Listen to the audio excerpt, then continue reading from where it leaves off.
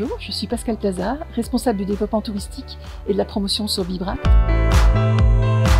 Je suis lyonnaise d'origine, vraiment bercée par l'amphithéâtre des Trois Gaules. Donc je suis tombée dans le chaudron du gallo-romain très petite. Je suis partie en Angleterre être fille au père pendant 2 ans. Et puis après, j'ai eu la chance de partir également en Espagne pendant 1 an. Et entre les deux, j'ai fait des études de langue étrangère appliquée en anglais et espagnol. Et puis ensuite des études de tourisme. À la suite de ces études, de ces balades, j'ai pu venir ici sur le territoire travailler pour l'office de tourisme de la ville d'Autun. C'est là que j'ai rencontré l'équipe de Bibracte avec son directeur Vincent Guichard, qui au bout de quelques années m'a proposé de venir rejoindre l'équipe pour créer ce poste de responsable de développement touristique et de promotion. Le site archéologique de Bibracte est un site archéologique européen.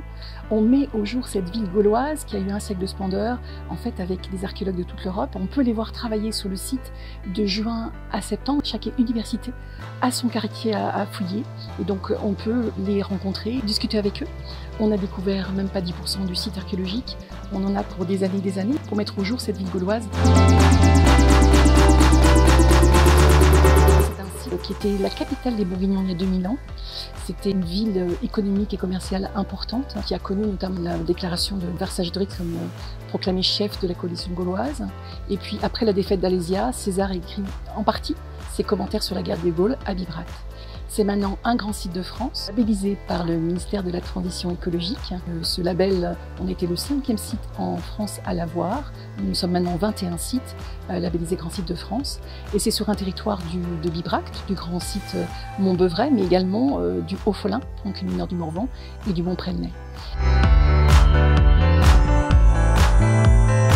On a cette forêt qui a recouvert le site et la combinaison des deux fait que voilà, c'est un site totalement incontournable avec notamment une nature généreuse et ces arbres qu'on appelle les queules, qui étaient donc une technique du Plessis du Morvan qu'on a utilisée au siècle dernier pour faire des haies naturelles entre les champs.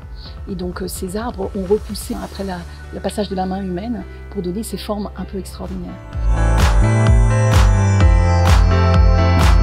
On peut passer une journée gauloise à Bibracte en passant par une visite guidée du site, une entrée au musée et le restaurant, le chaudron, où on mange dans la vaisselle en céramique sans fourchette, comme on peut imaginer que les Gaulois pouvaient manger à l'époque. Mes petits coups de cœur nivernais, il y en a pas mal. Vraiment pas mal. Je retiendrai les paysages du Morvan parce que c'est vraiment des coups de cœur à toute saison. On peut découvrir de belle façon notre territoire morvandio. Et puis il y a des petites pépites dans ce territoire, comme par exemple un musée que j'adore, c'est le musée des nourrices et de l'assistance publique à Ligny en Morvan. Alors on a un réseau de 20 musées en Morvan avec lesquels on travaille souvent. Et puis des lieux culturels complètement insolites, comme le Cornemuse à Arleuf. C'est un lieu que j'adore, avec une équipe très dynamique.